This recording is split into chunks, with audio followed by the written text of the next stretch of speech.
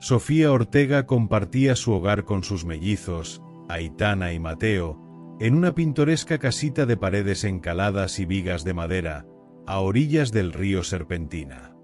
Cada amanecer comenzaba con el suave tic-tac de un viejo reloj despertador. La cocina se iluminaba con la luz tenue de un flexo mientras el aroma del café recién molido y el crujido de las tostadas anunciaban el inicio de un nuevo día. Aitana, con su pijama de estrellas, y Mateo, envuelto en un pijama a cuadros, bostezaban mientras Sofía le servía su desayuno favorito: pan con mermelada de frutos rojos y un vaso de leche tibia. A diario, la familia subía al autobús escolar verde y blanco que recorría las calles empedradas de Valle del Alba. En el trayecto, Sofía saludaba al conductor, don Manuel, un hombre bonachón que a menudo les ofrecía galletas. Los niños se acomodaban junto a la ventana para observar los jardines floridos y los muros de piedra cubiertos de yedra. El sol matutino filtraba sus rayos entre las copas de los álamos, tiñendo de verde dorado el paisaje. Después de dejarlos en el Colegio San Luciano, Sofía proseguía hacia la oficina de Serpentina Energy.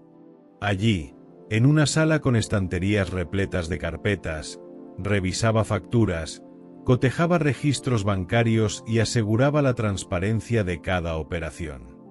En su escritorio había un memo con sellos de confidencialidad y notas a mano que sugerían discrepancias en las cifras mensuales.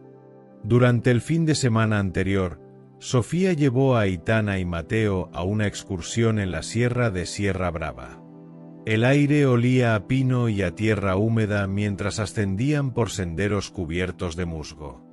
Se detuvieron ante una cascada escondida, donde el murmullo del agua sobre las rocas invitaba al silencio. La hoguera improvisada chisporroteaba bajo un cielo estrellado, y los niños escuchaban absortos las leyendas de duendes guardianes de los bosques, contadas por un guía local de voz profunda. Eran las 3 de la madrugada cuando un estruendo desgarrador estremeció Valle del Alba. Un terremoto de 6,7 grados abatió las montañas, y Sofía sintió el suelo vibrar con fuerza sobre la madera del dormitorio. El olor a ozono se mezcló con el crujido de las vigas. Las lámparas oscilaban y los cristales tintineaban como campanas incontenibles.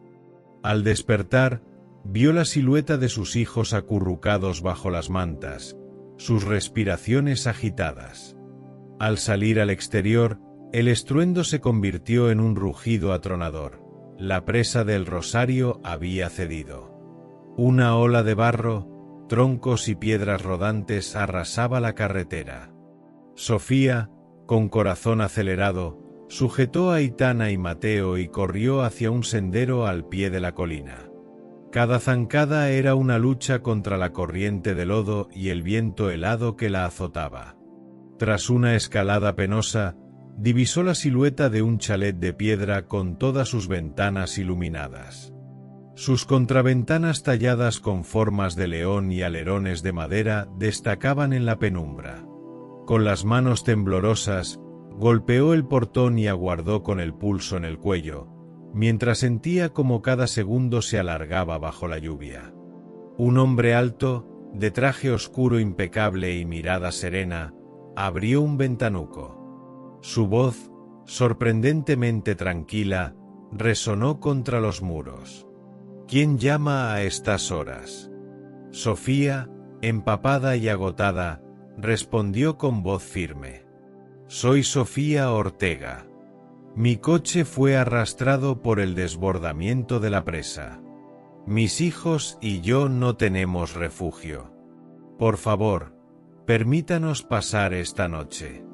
El hombre la estudió un instante, luego asintió y retrocedió. La puerta se abrió de par en par, revelando un vestíbulo cálido, alfombras orientales, muebles de nogal pulido y lámparas de araña que reflejaban destellos dorados. Una criada les entregó mantas gruesas y tazas de té de hierbas. Mientras sus mellizos se acurrucaban frente a la chimenea, Sofía notó el brillo metálico de un micro SD en la mano del hombre, igual al que guardaba en su chaqueta. El silencio se hizo denso. «Soy don Eduardo Santoro», dijo él con voz pausada. «Mañana al amanecer revisaremos el contenido de su dispositivo. Esta noche, descansen. Han sobrevivido a una prueba que no todos pueden superar». En la penumbra del salón, el eco de la riada llegaba como un recordatorio implacable de lo ocurrido. Sofía comprendió que sus vidas habían cambiado para siempre. Nada volvería a ser igual. Pensó en su padre, quien antes de morir le advirtió sobre los oscuros desvíos financieros, y supo que honrar su memoria implicaba enfrentar esa verdad. Afuera, la tormenta continuaba reclamando sus dominios, pero dentro del chalet, la chispa de la verdad aguardaba para encender un nuevo día. El alba se filtró por los ventanales del ala oeste, proyectando franjas doradas sobre las vigas de roble y las alfombras persas. Sofía Ortega despertó antes que el canto de los pájaros. El calor del fuego en la chimenea aún abrazaba la estancia y el aroma del café recién colado llegaba desde la cocina. Aitana y Mateo, acurrucados bajo mantas de lana, abrían los ojos despacio, inquietos por los ecos de la noche anterior. Sofía besó la frente de cada uno, le sugirió que esperaran un momento y se levantó sin hacer ruido para no romper la magia de aquel refugio inesperado. En el comedor, don Eduardo Santoro ya esperaba tras un mantel impecable, sobre el que reposaban platos de tostadas integrales, mermelada casera y 2 tazas humeantes. Con una cortesía inusitada para un hombre de negocios, sirvió a Sofía un vaso de jugo de naranja recién exprimido antes de invitarla a pasar al despacho contiguo. Los ojos de Sofía recorrieron la sala, bibliotecas con lomos de cuero, diplomas enmarcados y un grabado de un sol dorado, emblema de Serpentina Energy. El contraste entre el lujo y su propia precariedad la estremeció, pero también le infundió cierta esperanza. Don Eduardo condujo a Sofía y a los niños por un pasillo largo hasta un despacho forrado de madera de nogal. Allí, sobre un escritorio de diseño minimalista, colocó un ordenador portátil último modelo. El clic al abrir la pantalla sonó como un preludio solemne. Con gesto firme, extrajo de un bolsillo el micro SD que Sofía había visto la noche anterior y lo entregó en un pequeño adaptador. Incluso en aquel instante mantenía la cubierta metálica intacta, sin abolladuras. «A ver», murmuró, «confío en que esto nos ayude a esclarecer lo que mi conciencia me impide negar». Sofía conectó el dispositivo al puerto USB y presionó Enter. El sistema tardó apenas unos segundos en reconocer la unidad. Aparecieron carpetas con nombres genéricos, proyectos-2019, pagos-oficinas, informe-secreto. Una carpeta destacaba en rojo, con un icono de candado, transferencias-offshore. Don Eduardo solicitó silencio mientras la barra de progreso avanzaba al 100%. Bajo sus dedos, los primeros archivos aparecieron, documentos PDF, hojas de cálculo y material encriptado que prometía revelar sumas millonarias sin registro contable. La primera hoja era una tabla detallada de pagos mensuales a una cuenta en el Banco del Mediterráneo. Los importes iban desde decenas de miles hasta varios millones de euros, atribuidos a gastos operativos y honorarios legales. Sofía reconoció inmediatamente la firma de su padre en la última columna, A. Ortega. Un nudo en el estómago le advirtió de la magnitud del escándalo. «Esto», susurró, «esto confirma que hubo malversación y que mi padre estaba dispuesto a denunciarlo». En ese momento, la puerta se abrió discretamente y apareció Enrique Salazar, abogado de confianza de don Eduardo. Entró con paso tranquilo, saludó con un buenos días y acomodó su maletín sobre una silla. Tras intercambiar unas palabras con Eduardo, pidió permiso para revisar él también los archivos. La tensión se palpaba en el aire. La responsabilidad legal y moral pesaba sobre sus hombros. Enrique ajustó las gafas, examinó la pantalla y asintió con gravedad. Estos documentos nos exponen a un riesgo judicial considerable. Sin embargo, también son nuestra mejor baza para limpiar la reputación de Serpentina Energy si actuamos con discreción. Mientras Sofía observaba a Enrique, sus mellizos jugaban con pequeños bloques de madera en una esquina del despacho, ignorantes de la envergadura de los datos que flotaban en la nube digital. Eduardo tomó un profundo respiro y, mirándola a los ojos, dijo: «Debemos proceder con cautela. Dejar esto al descubierto destruiría la empresa y me arrastraría a mí con ella. Pero ocultarlo traicionaría todo en lo que creo. Confío en que podamos usar esta información para enmendar errores y, sobre todo, proteger a tu familia». Sofía sintió que el pulso volvía a su ritmo normal. No estaba sola. Por primera vez, en aquella casa ajena, comprendió que su lucha no era solo por la memoria de su padre, sino por encontrar justicia y verdad. Enrique propuso organizar los archivos en un informe preliminar y contactar con una auditora externa de confianza, Isabel Ramírez, cuyo nombre apareció anteriormente en los correos como usuaria de un software de verificación. Eduardo asintió y fijó un plan. A las 2 de la tarde, se reunirían en la oficina central, donde Isabel tendría acceso a la red interna y podría cotejar cada dato con las bases oficiales. El despacho quedó en silencio. Aitana y Mateo ya dormían en una pequeña cuna improvisada junto a la estantería. La luz del mediodía entró lentamente, anunciando el paso decisivo al siguiente acto. Afuera, Valle del Alba mantenía su calma engañosa. Dentro, la verdad latía en cada archivo. El siguiente movimiento definiría el destino de vidas y empresas, y el reloj avanzaba sin detenerse. Cuando el reloj marcó las 0 horas, Sofía Ortega, Isabel Ramírez y Eduardo Santoro se reunieron en el sótano del edificio de Serpentina Energy. Las luces fluorescentes chisporroteaban y otros inquilinos del garaje se habían retirado hacía horas, dejando el espacio desierto salvo por un par de coches oficiales. En un rincón, Eduardo desplegó 2 tarjetas de acceso, nivel 4 Data Center y nivel 3 Registro de Auditorías. Con estas credenciales podremos sortear la primera puerta con lector biométrico, explicó. El guardia de turno cambia de puesto a la 1, así que tenemos 30 minutos antes de que active la alarma de presencia. Isabel comprobó su reloj. Faltaban 15 minutos para la medianoche. Sofía sostuvo el dosificador de nitrógeno que apagaría brevemente las cámaras interiores. Con un gesto afirmativo, los 3 avanzaron hacia el ascensor de servicio, evitando las áreas comunes. El corazón de Sofía latía con fuerza. Jamás había entrado en territorio tan restringido, y sabía que el riesgo suponía enfrentarse a poderosas figuras de la compañía. Al llegar al piso 21, el pasillo estaba completamente oscuro. Solo el resplandor de sus linternas LED recortaba el contorno de las puertas ignífugas. Eduardo deslizó la tarjeta nivel 4 por la ranura y colocó su dedo en el lector de huellas. El motor zumbó y la puerta se abrió.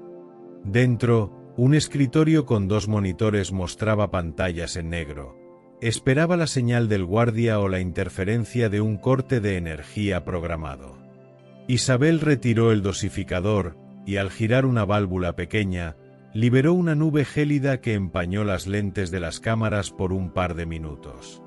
Dentro de ese margen, Sofía conectó el pendrive en el puerto de emergencia marcado con un adhesivo rojo. El sistema requirió contraseña. Sofía tecleó la clave heredada de las notas de su padre. La barra de progreso avanzó al 100% en menos de 20 segundos, y apareció una estructura de carpetas titulada ProUI-Kerapt-2018-2024. Ahí están, susurró Isabel. Auditorías-manuales, correos-intercámaras, logs-eliminados. Eduardo abrió primero logs-eliminados y encontró entradas con fechas coincidentes a las auditorías trimestrales. Cada archivo borrado mostraba marcas de tiempo en medio de la noche, siempre a la 1:03 de la madrugada, segundos antes del cambio de turno de seguridad. Sofía palideció. Han estado manipulando datos justo cuando nadie supervisa. Mientras tanto, Isabel examinó correos-intercámaras y halló mensajes entre Susana Castillo y Carlos Herrera, el director regional, coordinando pagos a empresas pantalla. En uno de ellos, Susana pedía confirmar un código interno, QCHM21-04. Era la reseña del proyecto Quimera que habían visto antes. Esto demuestra la colusión de ambos, afirmó Isabel con voz grave. Tendremos la prueba documental para acusarlos. En ese instante, un pitido sostenido en el altavoz de la sala anunció el reinicio del sistema de vigilancia. El tiempo de interferencia había terminado. Sofía guardó el pendrive en la chaqueta, pero Isabel era consciente de que faltaba un último paso: extraer la grabación de audio de las cámaras internas, donde probablemente quedara registrada la voz de Susana y Herrera durante una reunión clandestina. Se desplazaron hasta el módulo contiguo, dedicado a archivos multimedia. Ahí, una carpeta llamada audio-confidencial contuvo varios archivos BAP. Uno de ellos, etiquetado Reu-Susana-23-11-2023 BAP, al reproducirse, reveló fragmentos de conversación sobre sobornos encubiertos y eliminación de testigos. Con auriculares, Sofía y Eduardo escucharon el diálogo mientras Isabel hacía capturas de pantalla del espectrograma como evidencia adicional. No dio tiempo a más.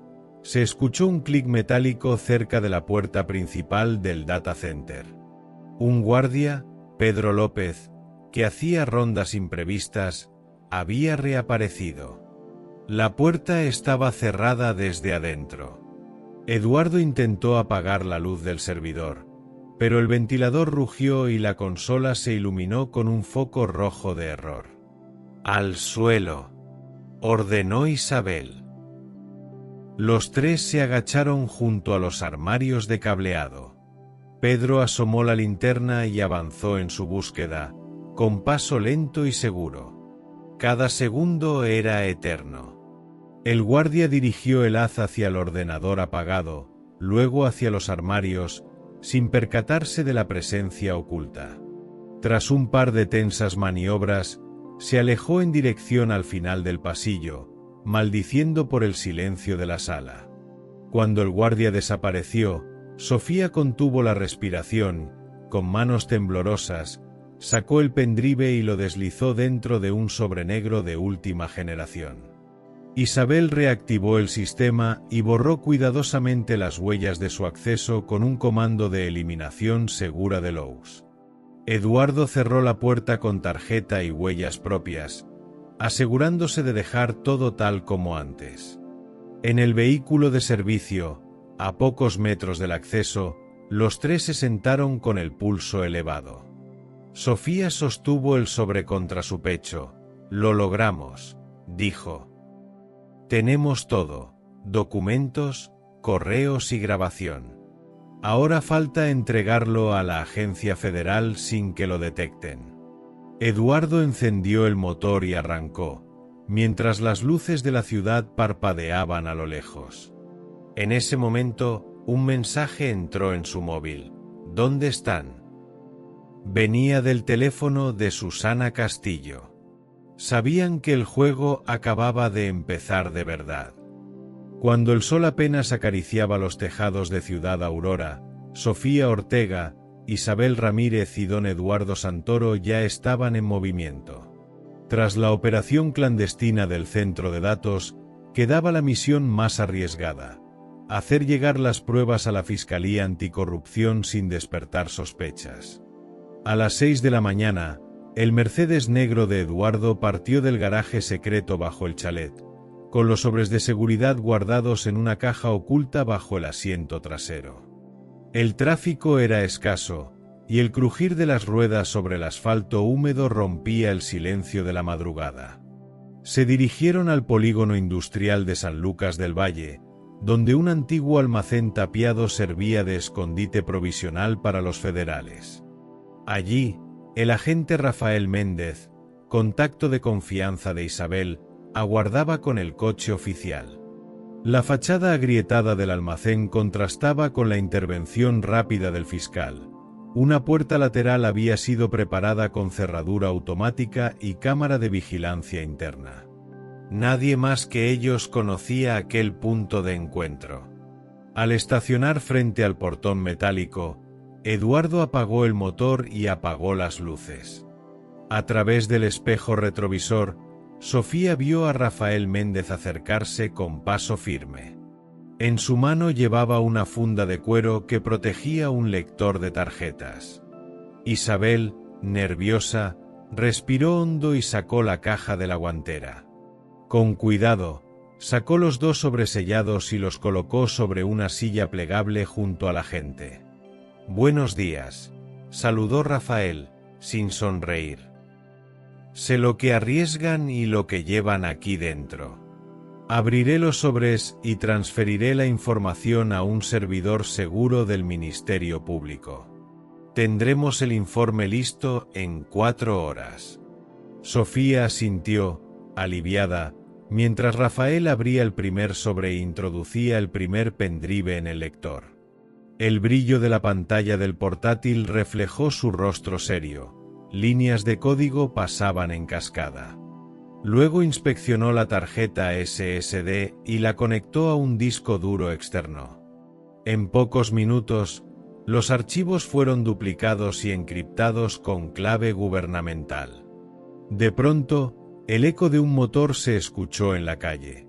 Un camión de reparto atravesaba lentamente la puerta principal del polígono. Rafael alzó la mirada con gesto de alarma. No era parte del plan. El camión no debía pasar por allí hasta mediodía. Sofía sintió un escalofrío. Tal vez la filtración de información había alertado a alguien. «Mantengan la calma», susurró Rafael. «Voy a verificar con Central si ese camión tiene autorización». Se internó unos metros en la penumbra del muelle de carga mientras Sofía y Eduardo se posicionaban junto a la pared, fuera del rango de visión. Isabel permaneció de pie junto a la consola, terminando de cifrar los documentos. A través de la ventana pequeña, vieron al conductor del camión bajarse del vehículo y sacar un maletín negro. Llevaba uniforme de mensajería, pero su actitud era demasiado nerviosa. Miraba alrededor como si buscara algo. El camión retrocedió y se detuvo junto a la puerta. El conductor tocó con un pequeño ariete y, tras una espera corta, la puerta automática cayó en silencio. Entró al almacén visiblemente agitado. Rafael regresó con paso sigiloso. «Eso no estaba autorizado», dijo. «El camión debería salir, no entrar». El mensajero, al no ver luces ni señales de trabajo, puso cara de sorpresa. Al acercarse, Rafael lo detuvo. «Se le ha asignado un envío. Por favor, espere un momento mientras confirmamos su orden». El hombre titubeó, pero acató la orden. Isabel aprovechó la distracción y, sin perder tiempo, cargó los archivos finales en un pendrive adicional y en un disco SSD de repuesto, mientras borraba cualquier rastro de actividad en la consola original. Eduardo, a su vez, sostuvo el sobrevacío con semblante tenso, como si transportara un artefacto peligroso. El sonido del radio de Rafael cambió a un susurro de emergencia. «Un equipo de revisión no identificado se dirige hacia aquí. Tienen detectores de biometría en el perímetro». Sofía sintió que el corazón se le encogía. El camión de mensajería, el mensajero nervioso y la voz angustiada de Rafael confirmaban sus peores sospechas. Alguien buscaba interceptarlos. «Debemos salir ya», ordenó Rafael. «Ustedes vayan al vehículo por la entrada trasera. Yo retrasaré a ese mensajero». Sin mediar palabra, Sofía, Isabel y Eduardo tomaron sus sobres y se escabulleron por una puerta oculta tras un payet de cajas. 2 pasos más allá, un pasillo angosto las condujo a un montacargas de servicio. Eduardo lo accionó y descendió con ellos 100 metros bajo tierra, hasta un pasillo inundado de cables. Allí aguardaba un Toyota gris con las llaves puestas. Abordaron sin hacer ruido. Mientras el Toyota arrancaba y se alejaba por un túnel de servicio, se oyó un estruendo metálico. Rafael había frenado al mensajero justo en la boca de la carga. Probablemente el agente enfrentaba un interrogatorio tenso. Sofía apretó los puños contra el volante, sintiendo un nudo en la garganta. A pesar del peligro, habían logrado escapar con las pruebas más valiosas. El túnel condujo al coche hasta un aparcamiento subterráneo de un centro comercial abandonado. Allí, sin detenerse, pisaron el acelerador y salieron a la avenida principal.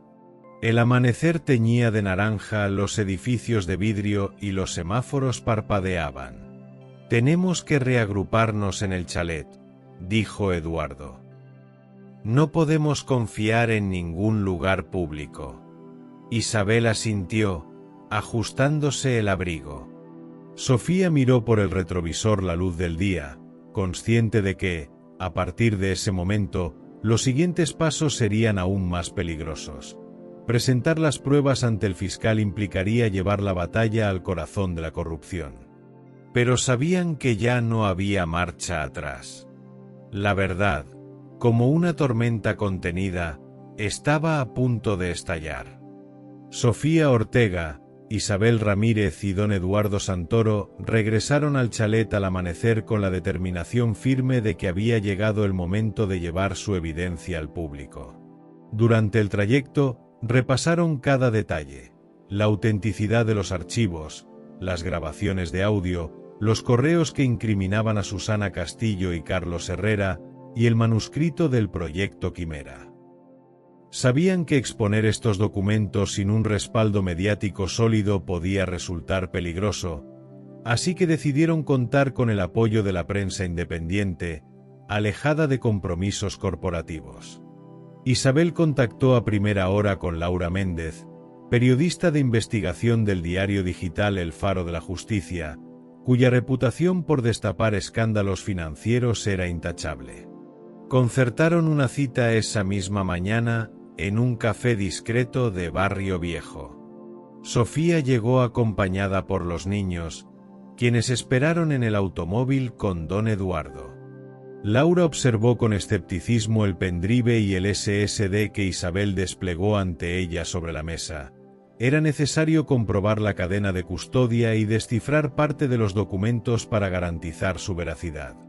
Con delicadeza, Laura pidió ver extractos de las transferencias y fragmentos de las grabaciones de audio. Isabel abrió una carpeta protegida y reprodujo en el ordenador portátil una sección de la conversación donde Susana y Carlos planificaban la modificación de balances y la eliminación de testigos. El rostro de la periodista palideció ante la crudeza de las amenazas. Tras tomar notas, Laura exigió copias físicas de los informes claves y la promesa de acceso completo a la documentación encriptada, comprometiéndose a publicar un avance esa misma noche en la web y en redes sociales. Poco después, Laura Méndez publicó el primer adelanto bajo el título Sobornos y fusiones oscuras. Documentos revelan la red de corrupción en Serpentina Energy. El artículo incluía pantallazos de tablas de transferencias por decenas de millones y fragmentos de audio encriptados en un reproductor seguro. La noticia corrió como reguero de pólvora, usuarios compartían el enlace, y foros especializados debatían las implicaciones.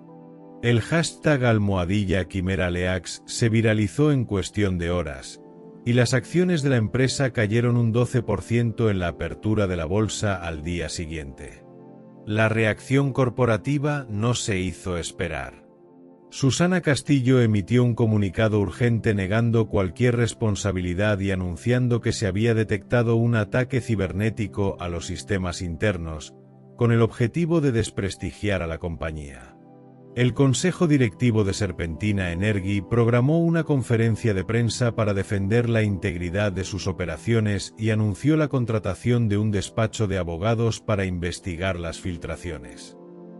Paralelamente, comenzaron a desplegar una campaña de desinformación en redes. Cuentas falsas difundían teorías que vinculaban a Sofía con grupos opositores a la empresa. Mientras tanto, en los pasillos de la Cámara de Comercio y en la Cancillería, las filtraciones desataron debates sobre la necesidad de revisar contratos estatales con Serpentina Energy. El ministro de Economía solicitó un informe preliminar al ente regulador, y el presidente del país convocó a una reunión de emergencia con el fiscal general. En el edificio gubernamental de Palacio del Sol, el rumor de renuncias y despidos se fundía con llamados a una urgente transparencia pública. La presión mediática y política crecía. El Mercedes de Don Eduardo quedó vigilado por vehículos indistintivos, y un dron no identificado sobrevoló el chalet durante 2 noches consecutivas. Sofía comprendió que la integridad de sus hijos estaba en riesgo. Con la ayuda de un excomisario aliado de Rafael Méndez, trasladaron a Aitana y Mateo a un lugar seguro, lejos de cualquier filtración de datos sobre su ubicación. Isabel y Eduardo establecieron turnos de vigilancia en los accesos al chalet, mientras Laura reforzaba su custodia con el escolta que le proporcionaba el diario. A media tarde, Laura envió un mensaje cifrado: la versión definitiva sale en 6 horas. Prepárense para enfrentar reacciones fuertes. Sofía leyó ese mensaje con el pulso acelerado, consciente de que ya no había vuelta atrás. La verdad, una vez desatada, había iniciado su camino imparable. El eco mediático retumbaba en todos los rincones, y el mundo esperaba la gran oleada de revelaciones que pondrían frente a la justicia y a los poderosos que hasta entonces habían actuado a la sombra. La filtración de #QuimeraLeaks sacudió los cimientos de Serpentina Energy. A primera hora del martes, el Consejo de Administración se reunió en la sala ejecutiva del rascacielos corporativo, un espacio austero con paneles de madera oscura y ventanales que dominan Ciudad Aurora. Susana Castillo, directora financiera de Mirada Fría, presidía la sesión bajo una lámpara de araña de cristal. A su derecha, Carlos Herrera, director regional, hojeaba un dossier con resúmenes de prensa. El aire se cargó de urgencia cuando Susana alzó la voz. Esto amenaza la reputación y la viabilidad de la empresa. Debemos responder con firmeza y velocidad. El primer movimiento fue contratar al bufete internacional Grayson y Partners. Katrina Grayson y Marcus Linton aterrizaron esa misma mañana para diseñar una querella criminal contra desconocidos por supuesto robo de información y difamación agravada.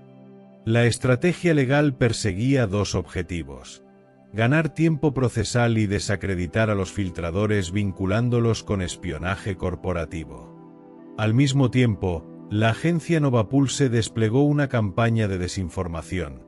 Bots replicaron hashtags como #protege tu empleo y #defiende el progreso, difundiendo versiones que atribuían la filtración a grupos radicales y competidores desleales.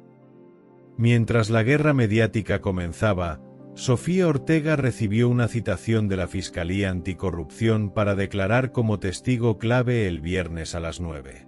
Consciente de los riesgos, coordinó con el agente Rafael Méndez el traslado de Aitana y Mateo a un refugio en Puerto Blanco, un complejo protegido por muros, guardias armados y vigilancia electrónica, donde los niños estarían fuera de toda exposición pública. De regreso en Ciudad Aurora, Eduardo Santoro e Isabel Ramírez convocaron a un equipo de auditores forenses externos.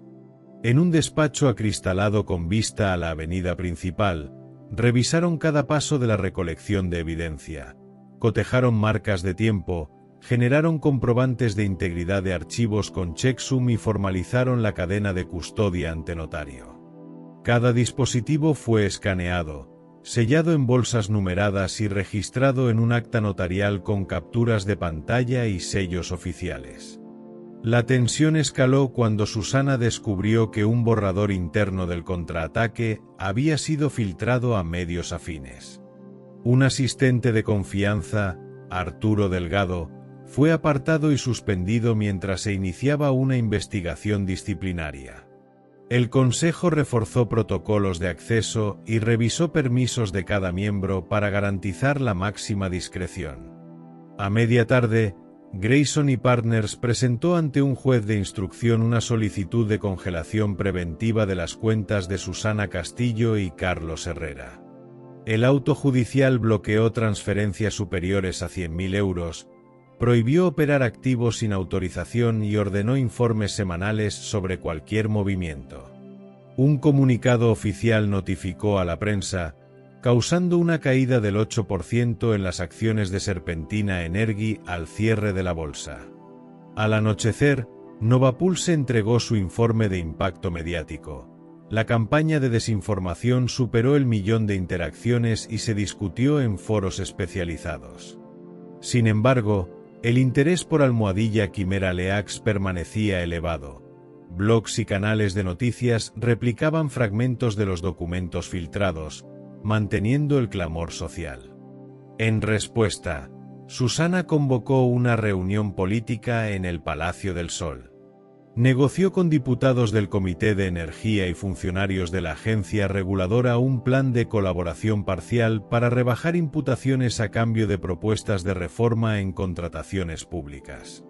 Se acordaron encuentros discretos con responsables del legislativo y un almuerzo privado con un subsecretario clave.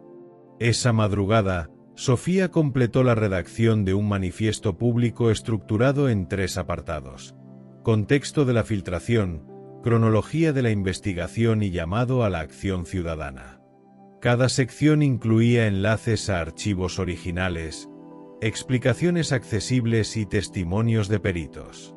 Preparó versiones en PDF protegido, audio narrado y un vídeo introductorio con gráficos sencillos. Al filo de la medianoche, envió el manifiesto por un canal cifrado a Laura Méndez del Faro de la Justicia, con instrucciones de publicarlo a las 6 de la mañana. Con los primeros rayos de sol, la verdad estaba a punto de irrumpir con fuerza en los hogares de millones de ciudadanos.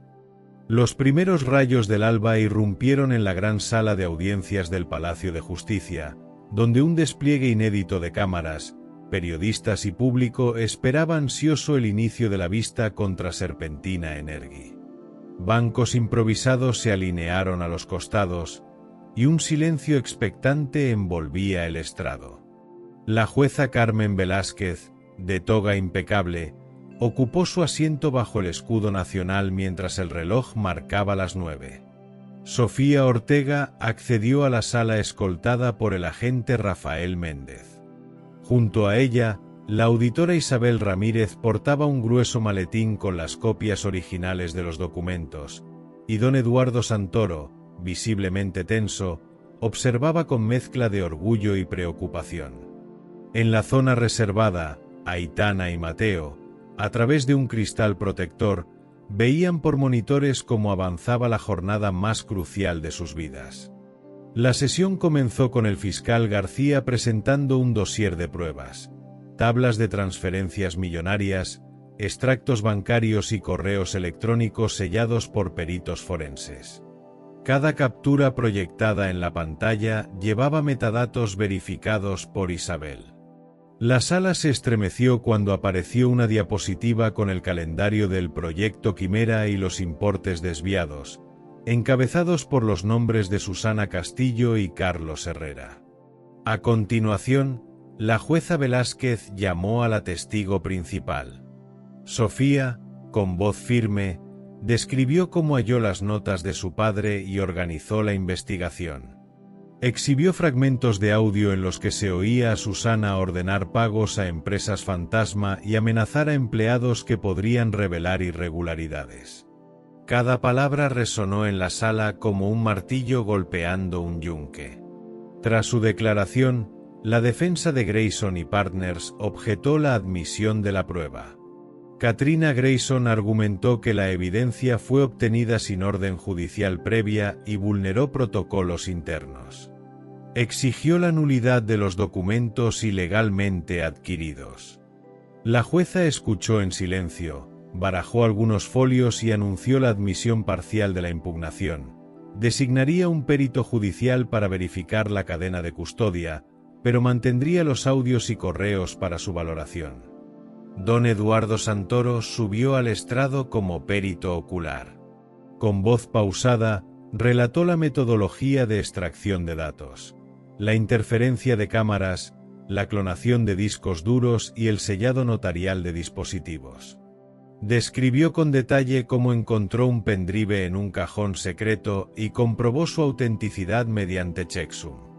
Su testimonio reforzó la credibilidad de la investigación y obtuvo un murmullo favorable entre el público. La defensa, en un intento por desacreditar, presentó como perito a un auditor externo de la compañía. Su informe sugería errores de procedimiento y minimizaba la intención de fraude. El auditor admitió, no obstante, que detectó inconsistencias en las fechas y montos.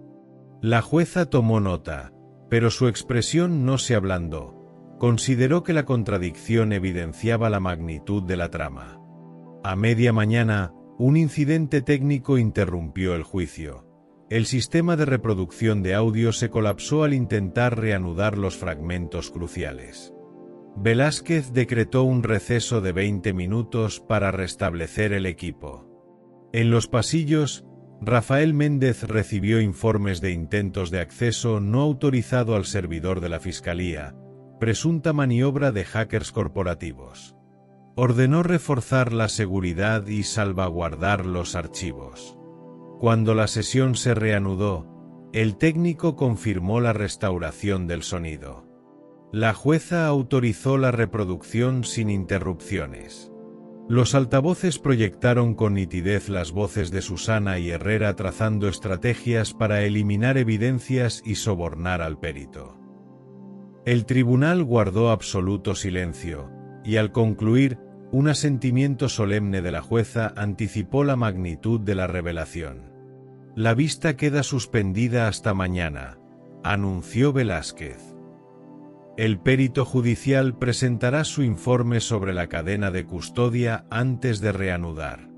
Al abandonar el recinto, Sofía recibió el apoyo de Laura Méndez, periodista de El Faro de la Justicia, cuyos ojos transmitían admiración y solidaridad. Los mellizos, a través del cristal, aplaudieron tímidamente. Sus pequeñas manos palpitaban con emoción. Afuera, un enjambre de micrófonos y flashes capturó cada gesto de la testigo y los peritos. Esa noche, en el refugio de Puerto Blanco, Sofía, Isabel, Eduardo y Rafael se reunieron alrededor de una mesa con lámparas de lectura. Con el viento golpeando las ventanas, revisaron las notas del perito designado y los últimos mensajes de El Quimérico. Contratos adulterados y conversaciones telefónicas que comprometían a altos funcionarios. Ante el zumbido de los aparatos de seguridad, planearon la estrategia para la próxima audiencia. Hemos logrado que la verdad se escuche en el corazón del sistema judicial, dijo Sofía con firmeza. Mañana confirmaremos si la justicia está dispuesta a defenderla. La sesión se reanudó a las 9 en punto tras el receso decretado por la jueza Carmen Velázquez. El estrado conservaba la tensión de los días anteriores, y las bancas para el público se hallaban repletas de periodistas y ciudadanos atentos.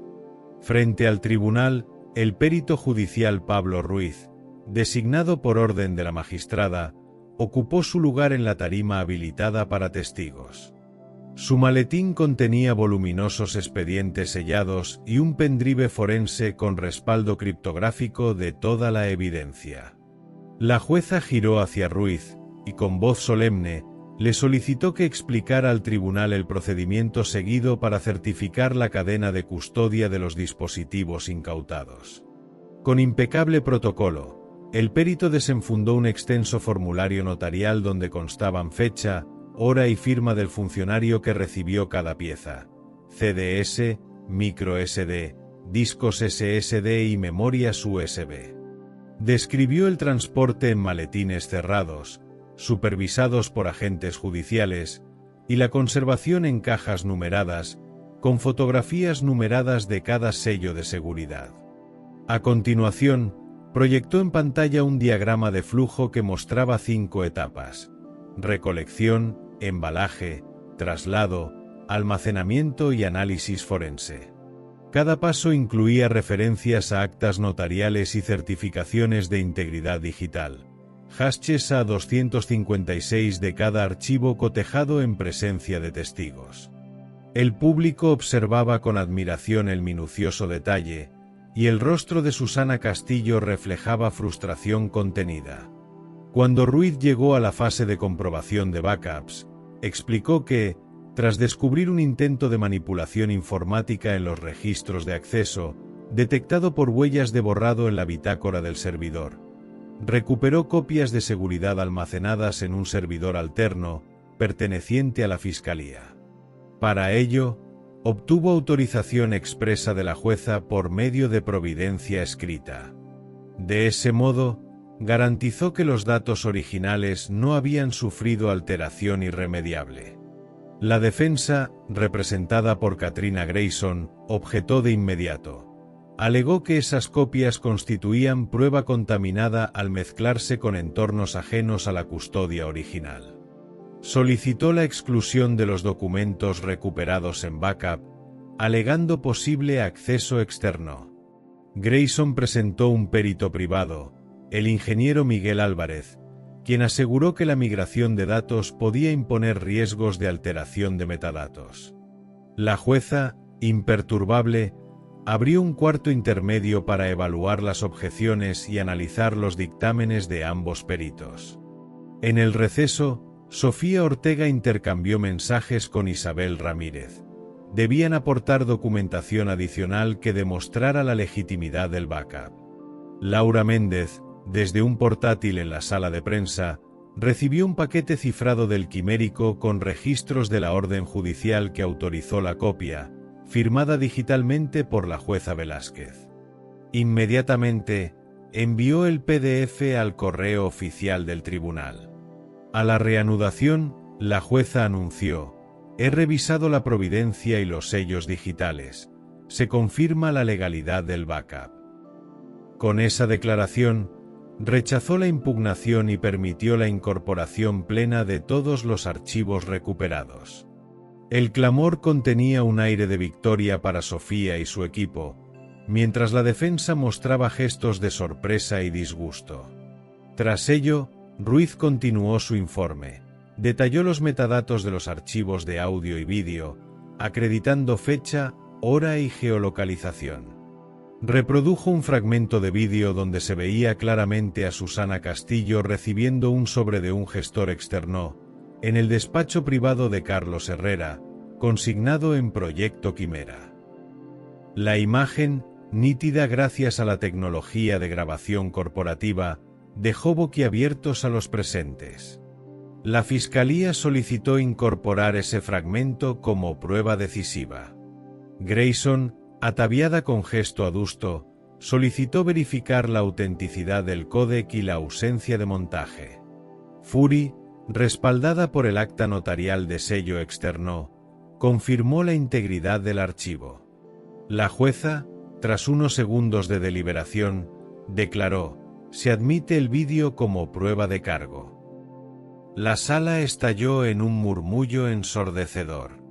Periodistas alzaron sus cámaras y grabadoras.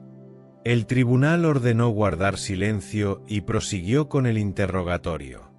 Con voz firme, Ruiz explicó que la geolocalización coincidía con el chalet de Eduardo Santoro, zanjando toda duda sobre el escenario. A media mañana, la jueza declaró finalizada la fase de admisión de pruebas y convocó a las conclusiones. La fiscalía expondría primero sus argumentos, seguida de la defensa. Sofía respiró profundamente. Tras semanas de lucha, la evidencia había pasado los filtros más exigentes. Al salir de la sala, Rafael Méndez estrechó el brazo de Sofía en señal de apoyo. Isabel Ramírez, visiblemente aliviada, cruzó una mirada cómplice con Laura Méndez. Más tarde, en el vestíbulo del palacio, los periodistas rodearon a la testigo principal. ¿Cómo se siente tras esta victoria parcial?, preguntó uno. Confío en que la justicia actúe con imparcialidad, respondió Sofía. Hemos demostrado la verdad con hechos, no con discursos. La jornada concluyó con la imputación oficial de Susana Castillo y Carlos Herrera como autores de delitos graves. Mientras el tribunal se retiraba a deliberar, el eco de la frase Proyecto Quimera resonó en los pasillos. Afuera, manifestantes con pancartas pedían justicia y transparencia, y las redes sociales retomaban las imágenes del juicio. Esa noche, en el refugio de Puerto Blanco, el equipo celebró con moderación. Reconocieron que la batalla clave quedaba pendiente en las conclusiones finales y la sentencia. Sin embargo, sabían que la admisión plena de la evidencia en esta audiencia marcaba un punto de inflexión. La verdad emergía imparable, y los muros de la impunidad empezaban a resquebrajarse. La mañana amaneció clara en Ciudad Aurora, pero la atmósfera permaneció cargada de tensión. El Palacio de Justicia abrió sus puertas con refuerzos de seguridad adicionales, y una marea de curiosos, periodistas y miembros de organizaciones civiles se agolpó en el atrio. En el interior, la gran sala de audiencias estaba preparada para la lectura del veredicto. La jueza Carmen Velázquez volvió a tomar asiento bajo el estrado a las 10 en punto, rodeada por los 5 magistrados que respaldaban el tribunal colegiado. Tras un breve receso para deliberar, la jueza abrió el expediente y con voz grave anunció los resultados. Se ha probado más allá de toda duda razonable la responsabilidad penal de Susana Castillo y Carlos Herrera por los delitos de malversación, cohecho y prevaricación. A continuación, detalló las penas. A Susana, 6 años de prisión, inhabilitación para ejercer cargos directivos por 12 años y multa de 5 millones de euros. A Herrera, 4 años de cárcel, inhabilitación por 8 años y multa de 3 millones. Los murmullos recorrieron la sala como una ola de alivio y expectativa.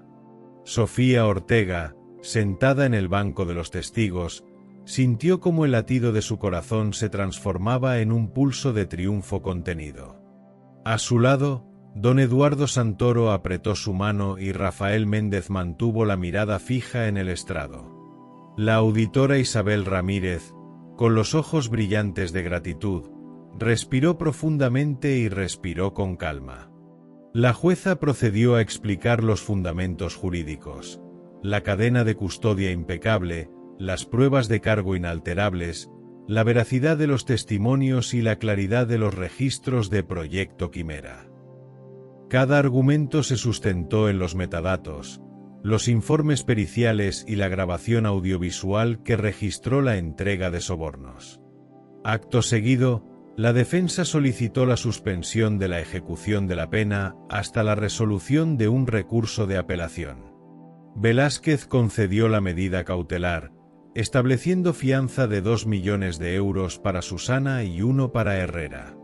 Ambos acusados fueron trasladados a dependencias judiciales de régimen abierto, donde permanecerían hasta la próxima instancia. Al finalizar la sesión, la jueza levantó la vista y enfatizó: este fallo demuestra que la corrupción, por poderosa que parezca, no queda impune cuando la voluntad ciudadana y el Estado de Derecho actúan con determinación. En la salida, Laura Méndez del Faro de la Justicia aguardaba con micrófono en mano. Entrevistó a Sofía. ¿Cómo valora este veredicto?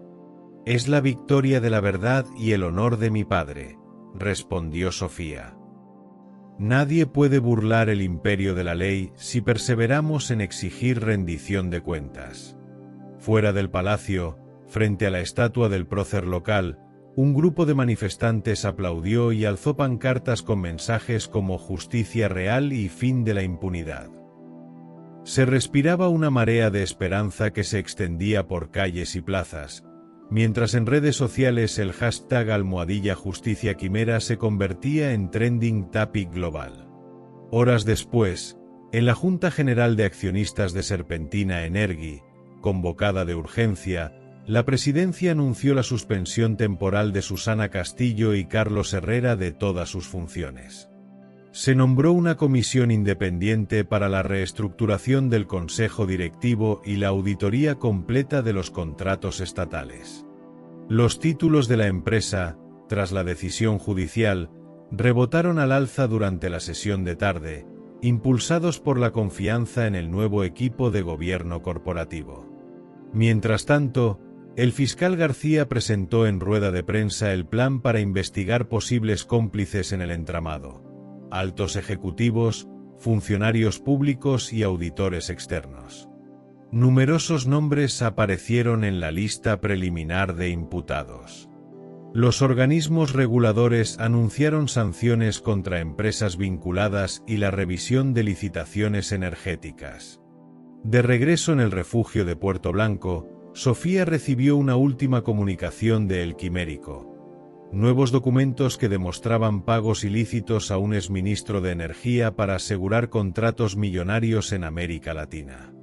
Con ese impulso, se preparó la última fase de la cruzada: llevar a la escala internacional la denuncia y restituir la transparencia en el sector.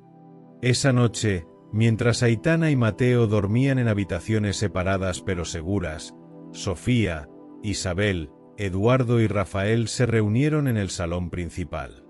El ambiente estaba cargado de emoción y cierta melancolía. La batalla principal había concluido con éxito, pero aún quedaban desafíos mayores. Sofía alzó la copa de té y brindó. Por la justicia que hemos alcanzado, y por la verdad que prevalecerá siempre.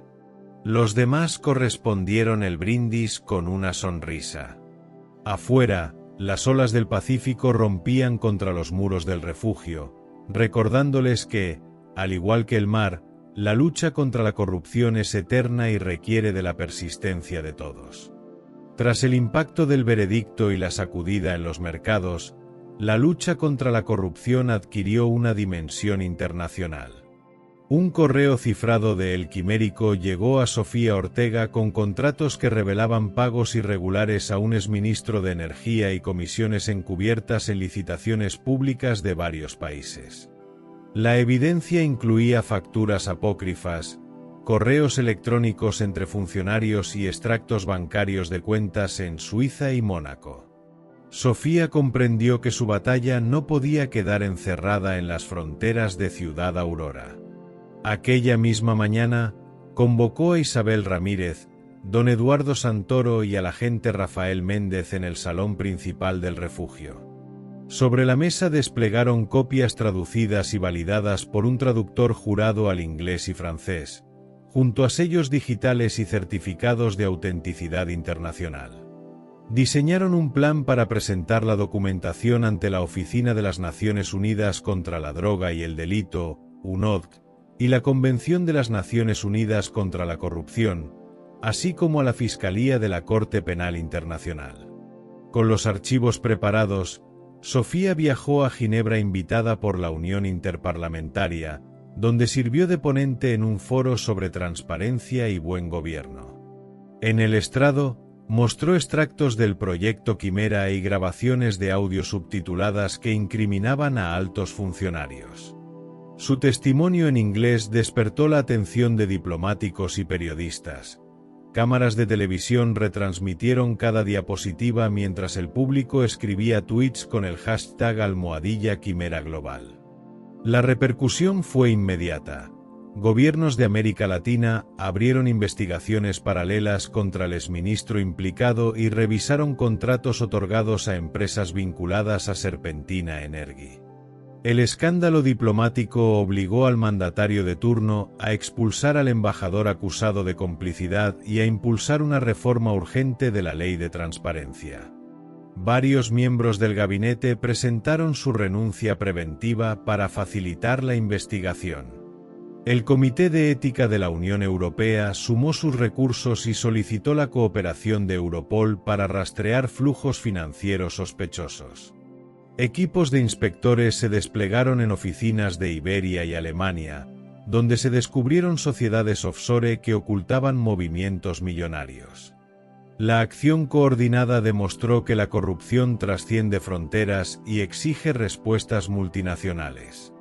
Inspirados por el caso, un consorcio de organizaciones no gubernamentales lanzó la plataforma Transparencia Global, un portal colaborativo donde ciudadanos y denunciantes pueden subir pruebas, geolocalizar contratos y generar mapas interactivos. Los documentos de Serpentina Energy se convirtieron en uno de los primeros repositorios públicos, accesible a académicos, periodistas y fiscales de distintos países. Mientras tanto, los proyectos de Serpentina Energy en el sudeste asiático y África quedaron suspendidos por orden de varios gobiernos locales. Comités de revisión técnica paralizaron instalaciones fotovoltaicas y se reclamó información detallada sobre cadenas de suministro. La reputación internacional de la empresa había quedado irremediablemente dañada. En respuesta, parlamentarios de distintos países redactaron un proyecto de tratado intercontinental contra la corrupción empresarial, inspirado en la Philadelphia Initiative. La propuesta incluía sanciones compartidas, exámenes periódicos de rendición de cuentas y la creación de un Tribunal Internacional de Ética Corporativa. El texto recibió el apoyo de casi 50 senadores y diputados de varios continentes. Con el trabajo casi concluido, Sofía viajó de nuevo a su tierra natal para visitar la tumba de su padre.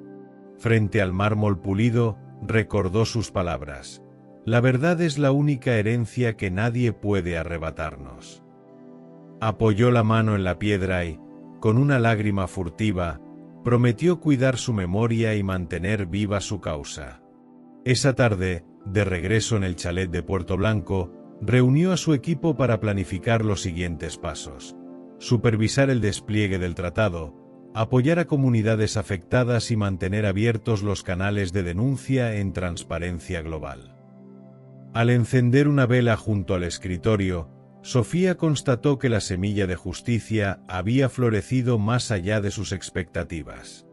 La verdad, finalmente, ya no tenía fronteras.